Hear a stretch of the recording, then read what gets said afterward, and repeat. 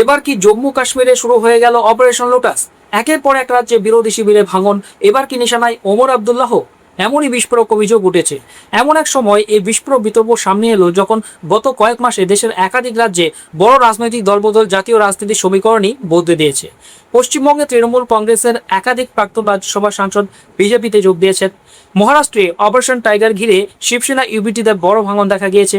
আবার আম আদমি পার্টির একাধিক শীর্ষ নেতা ও সাংসদও বিজেপিতে যোগ দেওয়ায় বিরোধীরা নতুন করে অপারেশন লোটাসের অভিযোগ তুলেছে। সেই আবহেই এবার জম্মু ও কাশ্মীর থেকে সামনে এলো আরও একটি বিস্ফোরক দাবি, যা নিয়ে দেশ জুড়ে শুরু হয়েছে তীব্র রাজনৈতিক বিতর্ক।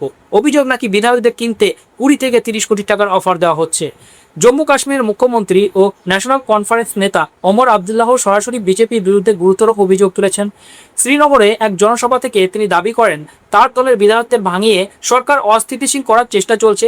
শুধু রাজনৈতিক যোগাযোগই নয়, তার অভিযোগ অনুযায়ী এক বিজেপি ঘনিষ্ঠ ব্যক্তি, যিনি সুপ্রিম কোর্টের একজন আইনজীবী বলেও দাবি করেন ওমর, জম্মুর এক ন্যাশনাল কনফারেন্স বিধায়কের কাছে গিয়ে 20 থেকে 30 কোটি টাকা, মন্ত্রী পদ এবং জম্মু ও কাশ্মীরের পূর্ণ রাজ্যের মর্যাদা ফিরিয়ে দেওয়ার আশ্বাস দিয়েছিলেন। ওমরের বক্তব্য, এই প্রস্তাবের একটাই উদ্দেশ্য ছিল শাসক জোটে ভাঙন ধরিয়ে পিছনের দরজা দিয়ে ক্ষমতা সমীকরণ বদলে দেওয়া। ওমর আবদুল্লাহ আরও দাবি করেন সংশ্লিষ্ট বিধায়ক সেই প্রস্তাব সরাসরি প্রত্যাখ্যান করেছেন এবং তাকে পুরো বিষয়টি জানিয়েছে।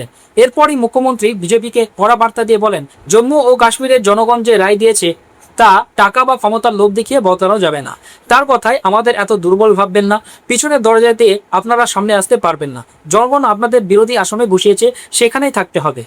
একই সঙ্গে তিনি স্পষ্ট করে দেন, কেন্দ্রের অনুমতি নিয়ে জটিলতা থাকলেও জম্মু ও কাশ্মীরের পূর্ণ রাজ্যের মর্যাদা পুনর্বহালের দাবিতে 20 জুলাই দিল্লির যন্তর মন্তরে ন্যাশনাল কনফারেন্সের কর্মসূচি নির্ধারিত সময়ে হবে। এই অভিযোগ সামনে আসার পরই ওমর আবদুল্লাহর পাশে দাঁড়িয়েছে কংগ্রেস, যারা বর্তমানে জম্মু ও কাশ্মীরে ন্যাশনাল কনফারেন্সের জোটসঙ্গী। কংগ্রেস নেতা সলমান সোজ প্রশ্ন তুলেছেন, যদি সত্যিই কোনো বিধায়ককে 30 কোটি টাকা ও মন্ত্রিত্বের প্রস্তাব দেওয়া হয়ে থাকে, তাহলে প্রধানমন্ত্রী নরেন্দ্র মোদী কি এ বিষয়ে দেশের সামনে ব্যাখ্যা দেবেন? অন্যদিকে কংগ্রেসের সাধারণ সম্পাদক জয়রাম রমেশও মন্তব্য করেছেন, এই ধরনের অভিযোগ নতুন নয়, বরং বিরোধীদের অভিযোগ অনুযায়ী এটি বিজেপির দীর্ঘদিনের রাজনৈতিক কৌশলেরই প্রতিফলন। ফলে বিষয়টি শুধু জম্মু ও কাশ্মীরের মধ্যে সীমাবদ্ধ থাকেনি, জাতীয় রাজনীতিতেও নতুন বিতর্কের জন্ম দিয়েছে। তবে বিজেপি এই সমস্ত অভিযোগ সম্পূর্ণ অস্বীকার করেছে।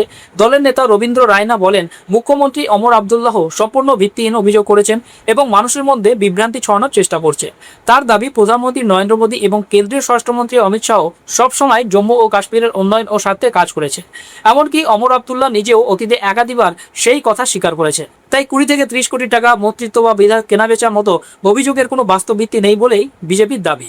রাজনৈতিকভাবে এই অভিযোগ কতটা গুরুত্বপূর্ণ তা বোঝার জন্য বর্তমান বিধানসভার অঙ্গটাও গুরুত্বপূর্ণ। 95 সদস্যের জম্মু ও কাশ্মীর বিধানসভার সংখ্যাগরিষ্ঠতার জন্য প্রয়োজন 48টি আসন। বর্তমানে ন্যাশনাল কনফারেন্সের 41টি, কংগ্রেসের 6টি, সিপিআইএম এর 1টি এবং 4 জন নির্দল বিধায়ক মিলিয়ে শাসক জোটের সমর্থন রয়েছে 52 জনের। অন্যদিকে বিজেপি 29টি আসন নিয়ে প্রধান বিরোধী দল এবং পিডিপি রয়েছে 4টি আসন। অর্থাৎ সংখ্যার বিচারে ওমর আবদুল্লাহর সরকার আপাতত স্বস্তিদায়ক অবস্থায় থাকলেও বিরোধীদের অভিযোগ অনুযায়ী যদি দলবদলের চেষ্টা সত্যি হয়ে থাকে, তাহলে তার রাজনৈতিক গুরুত্ব অনেকটাই বেড়ে যায়। উল্লেখযোগ্য বিষয় হলো, সাম্প্রতিক সময়ে দেশের রাজনীতিতে দলবদল এবং সরকার পরিবর্তনের অভিযোগ নতুন নয়। 2022 সালে মধ্যপ্রদেশে জ্যোতিরাদিত্য সিন্ধিয়ার কংগ্রেস ছেড়ে বিজেপিতে যোগ দেওয়ার পর কমলনাথ সরকারের পতন হয়।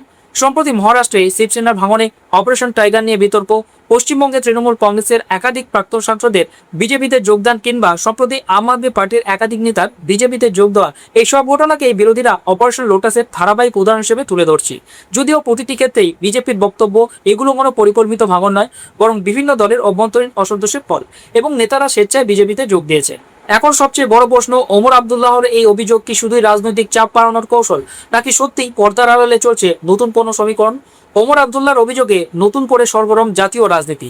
একদিকে বিরোধীরা বলছে আবারও শুরু হয়েছে অপারেশন লোটাস, অন্যদিকে বিজেপি বলছে সব অভিযোগই ভিত্তিহীন ও রাজনৈতিক উদ্দেশ্য প্রণোদিত। সত্যিটা কি তা হয়তো সময়ই বলবে, তবে এটা স্পষ্ট, আগামী কয়েক সপ্তাহে জম্মু ও কাশ্মীরের রাজনীতি শুধু রাজ্যের মধ্যে সীমাবদ্ধ থাকবে না, বরং তার প্রভাব পড়তে পারে জাতীয় সমীকরণে। এই পুরো বিষয়ে আপনার মতামত কি? কমেন্ট বক্সে অবশ্যই জানান।